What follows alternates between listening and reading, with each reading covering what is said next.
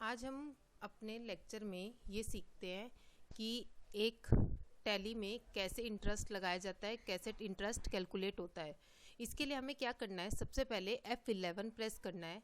F11 press करने के बाद जो हमें स्क्रीन पे अकाउंटिंग फीचर्स दिख रहा है, इसको एंटर प्रेस करते हैं। यहाँ पे आप लोगों को दिख रहा होगा एक्टिवेट इंटरेस्ट कैलकुलेशन, इसको हमें येस करना है। एक्टिवेट इंटरेस्ट कैलकुलेशन को हमें येस करना है।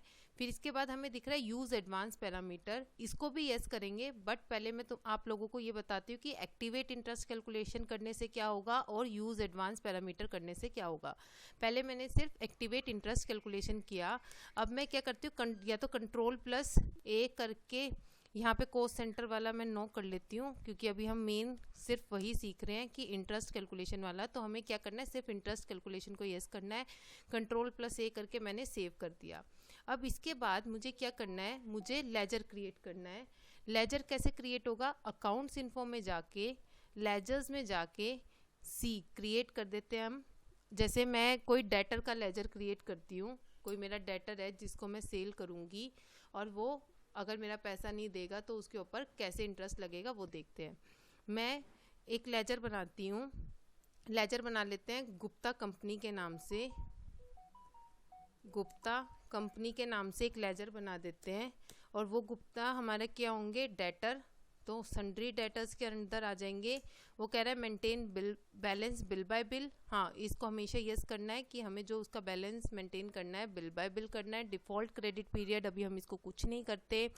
अब हमें क्या करना है, जो एक्टिवेट इंटरेस्ट कैलकुलेशन हमें दिख रहा है स्क्रीन के ऊपर, इसको यस करते हैं। तो हमारे पास कुछ इंटरेस्ट के पैरामीटर्स खुल गए कि हमें कैसे कैसे इंटरेस्ट लगाना है। ये सबसे पहले हमें पूछ रहा है कि calculate interest transaction bye transaction, कि जितनी उसको हम सेल करेंगे उसके अकॉर्डिंग हमें इंटरेस्ट लगाना है। तो हम इसे येस कर देते हैं। फिर ये पूछता है कि override parameter for each transaction. Override parameters का मतलब क्या होता है कि हो सकता है कि मैं एक ट्रांजैक्शन के ऊपर उस पे इंटरेस्ट लगा रही हूँ 2%, और वहीं दूसरी ट्रांजैक्शन के ऊपर मुझे कोई और इंटरेस्ट लगाना है, कुछ चेंज करना है। तो अगर मैं इसको येस करती हूँ तो वो हर ट्रांजैक्शन के बाद मुझसे पूछेगा क्या यही इंटरेस्ट है या चेंज करना है। तो मतलब मैं उसको चेंज भी कर सकती हूँ। तो इसलिए ओवरराइड पैरामीटर को मैंने क्या किया, येस कर दिया। फिर वो पूछ रहा है कि include transaction date for interest calculation. इसका मतलब क्या है, ट्रांजैक्शन डेट। ट्रांजैक्शन डेट का मतलब क्या है, जिस डेट पे हमने सेल की या परचेज करी उसे हम बोलते हैं ट्रांजैक्शन डेट। तो वो कह रहा है कि जब तुम इंटरेस्ट लगाओगे तो क्या वो ट्रांजैक्शन डेट भी उसके अंदर इंक्लूड होगी। भाई जिस दिन तुमने सेल की है या परचेज की है उस दिन भी इंटरेस्ट लगाना है। तो उसके लिए हम नो भी कर सकते हैं, येस भी कर सकते हैं। अभी मैं नो लेके कर रही हूँ, येस वाला अभी मैं आपको सिखाती हूँ। तो रेट कितना परसेंट इंटरेस्ट लगेगा, मैंने ले लिया कि मैं 2% इंटरेस्ट लगाऊंगी। फिर इंटरेस्ट के हमारे पास काफ़ी सारे स्टाइल आते हैं कि 30 डे मंथ है, 365 डे ईयर है, कैलेंडर मंथ है, कैलेंडर ईयर है। 30 डे मंथ का मतलब क्या है, हम लोगों को पता है कि एक मंथ में 28 डेज भी होते हैं, 31 डेज भी होते हैं, 30 डेज भी होते हैं। बट अगर मैं ये 30 डे मंथ वाला सिलेक्ट करती हूँ तो इससे क्या होगा कि मेरी टैली जो इंटरेस्ट कैलकुलेट करेगी वो 30 डेज के हिसाब से करेगी। चाहे 28 डेज हो मंथ में, चाहे 31 डेज हो, ये कितने के हिसाब से निकाल देगी इंटरेस्ट, 30 डे के हिसाब से। सेम अगर मैं 365 डे ईयर वाला सिलेक्ट करती हूँ तो हमें पता है लीप ईयर में 366 डेज होते हैं। अगर मैं ये सिलेक्ट कर लूँगी तो चाहे मेरा लीप ईयर क्यों ना हो, टैली कितने दिन के हिसाब से करेगी, 365 डे के हिसाब से इंटरेस्ट निकाल देगी। तो ऑलवेज हमें कैलेंडर मंथ या कैलेंडर ईयर लेना चाहिए कि कैलेंडर में जिस मंथ में जितने डेज होंगे उस हिसाब से टैली इंटरेस्ट लगा देगी। हमने ये किया तो ये इंटरेस्ट पैरामीटर में सिर्फ इतना ही आया। बट मैं अब क्या करती हूँ, दोबारा से F11 प्रेस करती हूँ। मैंने वहीं पर रहते रहते F11 प्रेस किया तो यूज़ एडवांस पैरामीटर जो मैं आप लोगों को कह रही थी, इसको भी येस करते हैं, Ctrl+A करते हैं। अब देखना क्या चेंजेस हो जाएंगे। जो ये इंटरेस्ट कैलकुलेशन है मैंने इसको येस किया, तो अब देखो ये मेरे से कितनी सारी और एडवांस में चीज़ें पूछ रहा है। इसमें क्या है, पहले 2 ऑप्शन हमने कर लिए। ओवरराइड एडवांस पैरामीटर, ये मैं आपको लोगों को थोड़ी देर में बताती हूँ। ये हमने पता कर लिया, रेट हमें पता चल गया, कैलेंडर मंथ पता चल गया। अब आता है कि ये पूछ रहा है कि किसके ऊपर तुम्हें इंटरेस्ट लगाना है। ऑल बैलेंस मतलब जितना उसका बैलेंस है उसके ऊपर, या क्रेडिट बैलेंस पे या सिर्फ डेबिट बैलेंस पे। हम कभी भी ऑल बैलेंस पे नहीं करते, क्योंकि हो सकता है उसने हमें पेमेंट कर दी हो, कोई रिटर्न हो, कुछ भी हो सकता है। तो हमें बैलेंस पे नहीं करना, हमें हमेशा जो उसका डेबिट बैलेंस है, या अगर डेटर है तो डेबिट बैलेंस होगा, क्रेडिटर है तो क्रेडिट बैलेंस। हमारा ये डेटर का लेजर है तो मैं डेबिट बैलेंस को सेलेक्ट कर लेती हूँ। फिर आता है कि एप्लीकेबिलिटी, कि इंटरेस्ट एप्लीकेबल होगा ऑलवेज, मतलब जिस दिन से मैंने सेल शुरू करी उस दिन से, या पास ड्यू डेट। पास ड्यू डेट मतलब उसको कुछ दिन तुम्हें देने हैं कि ठीक है तू इतने दिन ले ले, इसके बाद मेरी पेमेंट कर दियो, अगर नहीं पेमेंट करता तो इंटरेस्ट लग जाएगा। जैसे for example Gupta and company को हम कुछ सेल करेंगे और मैं उसे बोलती हूँ कि ठीक है तेरे पास 30 डेज़ का टाइम है, अगर तूने 30 डे के बाद नहीं पेमेंट करी तो मैं तेरे ऊपर इंटरेस्ट लगा लूँगा। देखो अगर मैं पास ड्यू डेट लगाती हूँ तो वो डेज पूछ रहा है कि कितने दिन उसको देने हैं। अभी मैं इस ऑप्शन को नहीं लेती, मैं अभी ऑलवेज वाला ले रही हूँ। फिर कैलकुलेट फ्रॉम, वो 3 चीज़ें पूछ रहा है, ये मैं अभी आपको बताती हूँ। मैं ले रही हूँ डेट ऑफ एप्लीकेबिलिटी।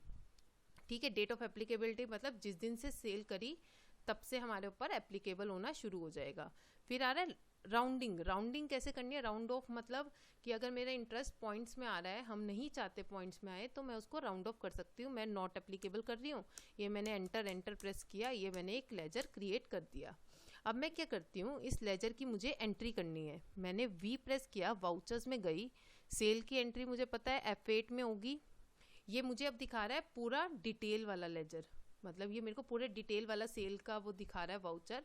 बट अभी हमने कोई भी यहाँ पे ये नहीं सीखा कि कैसे हमें अपना स्टॉक क्रिएट करना है। तो मैं Ctrl+V करके डेबिट और क्रेडिट में क्या करूँगी, ट्रांजेक्शन मतलब डेबिट और क्रेडिट में एंट्री करूँगी। मुझे पता है सेल की एंट्री क्या होती है। सेल की एंट्री क्या होती है, हमारा जो डेटर है मतलब जिसको सेल कर रहे हैं, Gupta and company debit to sale हो जाएगी। ठीक है, मान लो मैं इसको सेल कर रही हूँ 30,000 की। ठीक है, हमेशा जब हम इंटरेस्ट लगाते हैं, ना हमें एडवांस लेना, ना अगेंस्ट रेफरेंस, ना ऑन अकाउंट, हमेशा न्यू रेफरेंस लेना है। जैसे मेरी इस टैली में एक एंट्री पहले से हुई है तो वहाँ पे न्यू रेफरेंस उसको 1 दिया था, तो इसने इस वाली को एंट्री को क्या दे रहा है, न्यू रेफरेंस 2 दे रहा है। फिर ये हमसे ड्यू डेट या क्रेडिट डेट पूछ रहा है, ये मैं अभी आप लोगों को समझाऊंगी। एंटर करा, या मैं इंटरेस्ट के पैरामीटर दिखा रहा है, कितना इंटरेस्ट है, कैसे लग रहा है, किसके ऊपर लग रहा है, तो हमें पता है। फिर इसके बाद सेल अकाउंट करा हमने, ये मैंने एक एंट्री कर दी। अब इसको हम चेक करते हैं। चेक करने के लिए कहाँ जाना है, डिस्प्ले में जाएंगे, फिर आप लोगों को ये स्टेटमेंट ऑफ अकाउंट दिख रहा होगा, इसमें जाना है, फिर इंटरेस्ट कैलकुलेशन में जाएंगे, देन लेजर्स में जाएंगे। लेजर्स में जाके गुप्ता कंपनी का मैंने लेजर खोला, ये 1 अप्रैल का लेजर दिखा रहा है जिसमें कोई इंटरेस्ट नहीं लगा, कुछ नहीं है। मैं क्या करती हूँ, 1 अप्रैल से लेके 2 अप्रैल तक खोल लेती हूँ। देखो फिर इसने मुझे दिखा दिया कि 20 रुपये इंटरेस्ट है। अगर मैं देखना चाहती हूँ इसका डिटेल, मैं Alt+F1 प्रेस करूँगी तो ये मेरे को डिटेल दिखा रहा है कि 2 अप्रैल से 2 अप्रैल तक, यानी एक दिन का 2% इंटरेस्ट बना 20 रुपये, तो ये 20 रुपये उसका इंटरेस्ट पड़ा हुआ है। ऐसे ही मैं इसका पूरा और देखना चाहती हूँ कि 1/5/2021 तक कितना है, 30 दिन है, 30 दिन का 600 रुपये इंटरेस्ट हो गया। यहाँ तक तो सब लोगों को समझ आ गया होगा। अब जो मैंने और आप लोगों को नहीं सिखाए, जो इंटरेस्ट पैरामीटर्स में थे, वो सारे बताती हूँ। DA। अब हम क्या करते हैं, लेजर खोलते हैं, अकाउंट्स में गए, लेजर्स में गए, हमें अल्टर करना है। अल्टर किसका करना है, गुप्ता कंपनी का बना रहे हैं हम, इसके इंटरेस्ट कैलकुलेशन में इसके में गई मैं। अब देखो, अब यहाँ पे अभी तक तो हमने ये किया ऑलवेज। अब मैं अगर मानो पास ड्यू डेट ले लेती हूँ, पास ड्यू डेट मतलब मैं उसको कितने दिन का कह रही हूँ कि ठीक है तो पेमेंट मत कर, जैसे मैं 30 डेज़ दे रही हूँ, 20 डेज़ दे रही हूँ, 25 डेज़, मैं ले लेती हूँ 25 डेज़ का मैंने उसको टाइम दे दिया। ये डेट ऑफ एप्लीकेबिलिटी लिया मैंने। अब देखना क्या चेंज हो जाएगा। अब मैं फिर से चेक करती हूँ, मैं डिस्प्ले में गई, मैं स्टेटमेंट ऑफ अकाउंट में गई, मैं इंटरेस्ट कैलकुलेशन में गई, मैं लेजर में गई, मैंने गुप्ता कंपनी का लेजर खोला। अब मैं 1 अप्रैल से लेके 1 मई तक का लेजर खोलती हूँ, तो देखो इसने क्या किया, और Alt+F1 प्रेस करती हूँ। कब से लगाना शुरू किया इंटरेस्ट, 27 अप्रैल से, क्योंकि मैंने 25 दिन का उसको टाइम दिया है, यानी 25 दिन मतलब 26 अप्रैल तक का टाइम दिया है। उसके बाद इंटरेस्ट लगेगा, यानी 27 अप्रैल से 1 मई तक का इंटरेस्ट लगना शुरू हो गया उसके ऊपर। अब ऐसे ही अब दोबारा से और देखते हैं। ये तो हमने एक और देख लिया। अकाउंट्स में लेजर में जाके अल्टर में जाके मैं गुप्ता कंपनी का फिर से लेजर खोलती हूँ, फिर से मैं इसमें गई। यस, हमने अब ये भी सीख लिया पास ड्यू डेट, इसको फिर से ऑलवेज कर लेते हैं। अब यहाँ पे देखो कि डेट ऑफ एप्लीकेबिलिटी हम सीख गए। अब सीखते हैं due date of invoice. Due date of invoice के लिए मैं ड्यू डेट ऑफ इनवॉइस पे कर दिया नॉट एप्लीकेबल, मैंने ये सब कुछ यस कर दिया। अब ड्यू डेट क्या, मैं वाउचर्स में जाके दोबारा से वो एंट्री खोलती हूँ। वाउचर्स में गई, पेज अप किया तो मुझे ये एंट्री खुल गई। अब देखो हमने ये देखा था ना कि वो न्यू रेफरेंस के बाद हमसे पूछ रहा था कि कितना ड्यू डेट, वो हम मैं यहाँ डाल देती हूँ। जैसे मैं उसको 30 डेज का टाइम दे देती हूँ। देखो 30 डे मतलब 1 महीने का मैंने टाइम दे दिया, ये एंट्री कर दी। अब देखना क्या होगा इससे। फिर से मैं डिस्प्ले में जा रही हूँ, स्टेटमेंट ऑफ अकाउंट में जा रही हूँ, इंटरेस्ट में, लेजर में, गुप्ता कंपनी का खोला मैंने लेजर F2, ये मैं खोलती हूँ 2 मई तक का। अब देखना कितना रुपए, सिर्फ 19 रुपये लगा। 19 रुपये 1 महीने का, सिर्फ 19 रुपये। ऐसे कैसे, क्योंकि हमने उसको 1 मई तक का टाइम दिया। 30 दिन तुम अगर कैलकुलेट करते हो तो वो बनता है 1 अप्रैल तक। 1 अप्रैल तक का मैंने उसको टाइम दिया है, ड्यू डेट ऑफ इनवॉइस के हिसाब से कर रही हूँ, तो इसलिए इसने 2 मई से 2 मई का लगा दिया।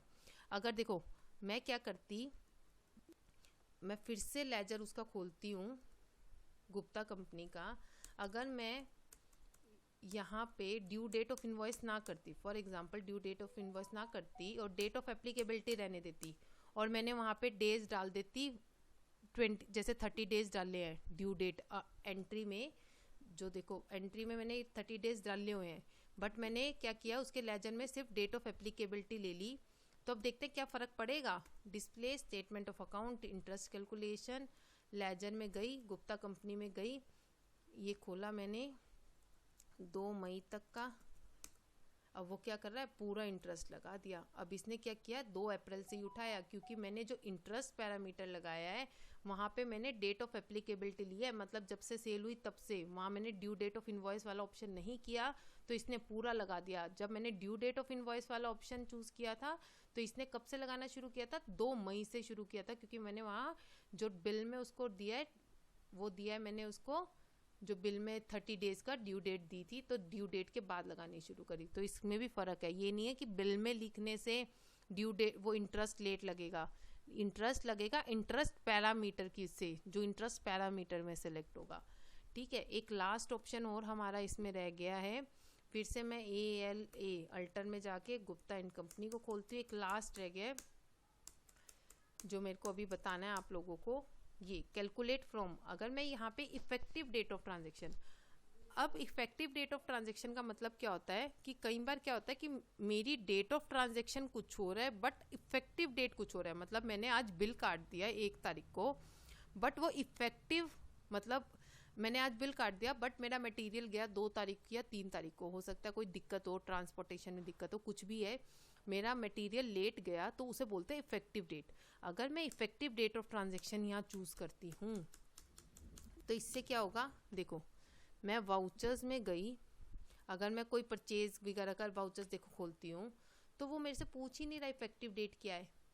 तो इफेक्टिव डेट अगर मैं लाना चाहती हूँ तो वो कैसे आएगा, अकाउंट्स इन्फो में जाके वाउचर टाइप में जाऊँगी, जिस भी वाउचर को मुझे अल्टर करना है, अल्टर में गई तो मैं क्या करती हूँ, जैसे अभी ये सेल्स वाला है तो सेल्स में गई, ये मेरी वाली टैली में यस हुआ है, हमें इसको क्या करना है, ये देखो यहाँ दिख रहा होगा use effective date for voucher. इसको अगर मैं यस करती हूँ तो ये देख, अब मैं सेल वाला वाउचर खोल लूँगी तो वो मेरे को यहाँ पे पूछेगा इफेक्टिव डेट क्या है, और जो मैं इफेक्टिव डेट डालूंगी उसके बाद से इंटरेस्ट लगेगा, तब तक नहीं लगेगा कोई भी इंटरेस्ट। आई होप आप लोग यहाँ तक समझ गए होंगे। अब इतना अच्छे से करो, मैं नेक्स्ट वीडियो में आगे ये देखेंगे कि एडवांस कैसे होता है, कंपाउंड इंटरेस्ट कैसे किया जाता है। Okay, good bye.